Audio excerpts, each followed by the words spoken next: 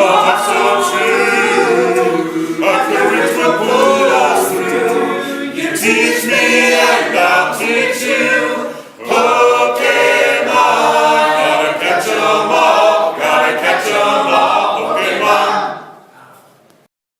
What's going on YouTube? This is Necrostevo. You guys are watching one of my narrated Wi-Fi Pokemon battles, and you know what that means. That means that I'm back. Somewhat. I don't know. We'll see how it goes. My R4i stopped working, and I don't have any way to update the kernel on it. I had to step away from Pokemon for a little while because I was out of town. Various vacation, friend getting a broken leg, went to PokeCon, trying to work, getting job rejections. It's just all there. But anyways, though, today we have a double battle, VGC style versus Hachune. She's one of my Twitter followers, very good battler. She had a VGC strategy that she wanted to test out, and so I obliged with my latest, friendly team at least. And we both started off with our Hitmontop. With our Intimidators, excuse me. And I did not want to leave my Salamence in there because I could feel either the fake out coming or that, and then it was going to get trick roomed anyway, and I couldn't do that much damage to either of the things that she had out. And so I just wanted to try to kill the Hitmontop. By the fact that I was able to take it right out, I figured that it's probably offensive, which is okay by me. She surprises me with the Charge Beam from Musharna, and with the Trick Room up, I decided to go into Necrostevo because I did not want my Porygon Z to go to sleep, nor did I want my Salamence to go to sleep. If I needed to, I could come in and protect stall with Porygon Z. Ooh, it's thundering. That is very cool.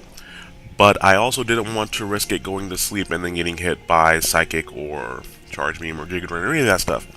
And so here I figured I could take one more hit from Musharna, even though it has +1 attack, special attack now. But her Amoonguss has Synthesis, which of course restores 50% of HP outside of this sun, which is a little annoying. So I just tried to put a little bit of damage on Musharna, although she probably has Moonlight or Rest on Musharna. So knowing that maybe she'll just keep on going for the Giga Drain or the Charge Beam on Salamence, I'm just going to try to switch it in now, because her Trick Room only has 2 more turns, I believe. And my Cresselia is going to be able to wake up here. I'm able to paralyze the Amoonguss, which it doesn't really matter because it's already the slowest thing on the field, but now it has a chance to no longer move. So I knew she would probably spore my Cresselia again, so there's no point in trying to attack with it. So I'm just going to use Helping Hand to try to do enough damage with the Fire Blast from Salamence to KO it. I do barely live the +1 Psychic attack. I knew I could live it though, just because my my EV spread is really weird, and I didn't run a calc on it all the time, but I was fairly confident that I could live it. And that +1 Fire Blast still doesn't kill, so that sucks. And here she goes for Rage Powder. That's fine by me because I was going to target the Amoonguss anyway. I don't want to play around with that thing putting things on my team to sleep. That's just annoying, really. She sets back up the Trick Room, which is fine by me. That gives my Cresselia a chance to wake up. And if I want to, I could have switched out my Dragon Knight and gone back out into something else, but I decided just to let it get KO'd. I used up the Dragon Claw, Dragon Gem boost. Fire Blast has been revealed, and she doesn't have anything on her team that's really hit by Earthquake or Hydro Pump, so there's no sense in keeping those surprises hidden. And unfortunately for me, I did not expect her to bring Espeon, otherwise I would have definitely brought Toxicroak. Normally you don't see Espeon used in conjunction with Trick Room, because it's very quick. And for those of you who don't know, of course, Trick Room makes the slower Pokemon on the field move first for 5 turns. So, just to break a possible sash on Espeon, I go for Icy Wind. Espeon does carry Magic Bounce, so I did not want to risk her carrying Magic Bounce and trying to Flash or Thunder Wave her, or any of those shenanigans, just because they would not work.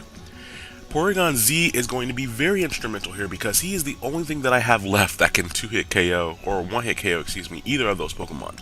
Musharna is just too bulky, and Espeon now has a +1 special defense boost, and all I have left are special attackers. Now, I expected her to continue to go for Shadow Ball, but either she predicted me or she was just covering her bases because I bring in Togekiss and it gets hit by a Charge Beam. And then she goes for Shadow Ball with Espeon. So she was either predicting me to stay in and live the Charge Beam and try to get the boost, Or she just doesn't think that my Porygon is a threat. I don't know. But I am able to take out Musharna, which right now I figured Musharna is a bigger threat just because it has all those boosts and it has the ability to recover its HP. Whereas Espeon can only recover HP through Wish, maybe Rest, but neither of those are seen very often during VGC. And with my weird bulky Square on Cresselia, I think I have something like max HP, 154 special defense and something, and then the remainder in defense. But I have enough in there to live Shadow Balls from Gengar, things like that, to be able to be 3-hit KO'd after my Citrus Berry. But she was not able to finish off my Cresselia, and that allowed me to Helping Hand, and then hit her with a +1 Hyper Beam, which is great. That is the first time I've gotten to use Hyper Beam twice in a match like that. But Porygon was definitely the MVP of that match, because I was able to Hyper Beam 50% of her team, which I think is a success. If I had missed either of the Hyper Beams, or if she had killed Porygon instead of trying to go for Cresselia, that battle probably would have gone the other way. But with some interesting plays there, I was able to play around it. So thank you very much, Hachune, for the battle. Looking forward to testing out more strategies with you soon. Hopefully I'll get to upload more on time this week. I expect an upload to go up on Friday, as normal. And you guys may have noticed that the battle quality is lower. It's back to the good old days when I first started uploading. I don't know how long it's going to be like this, so if you guys will please bear with me while my quality is a little bit lower. I'll make sure I at least get some battles up, and just to, compensate for that. I will be posting when the Striaton Radio episode comes out, episode 47, 48, I think, because I'm on there talking about my PokeCon experience for about a good 30 minutes. So if you guys are interested in that, you can be sure to check that out. I'm trying to think if there's anything else I need to talk about at this time. No, not really. I may upload a bonus upload this week, just because I didn't upload it all last week while I was out of town. We'll see.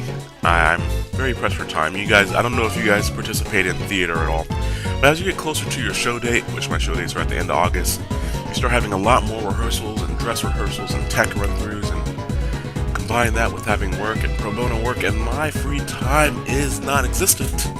But that's okay, because I don't sleep that often.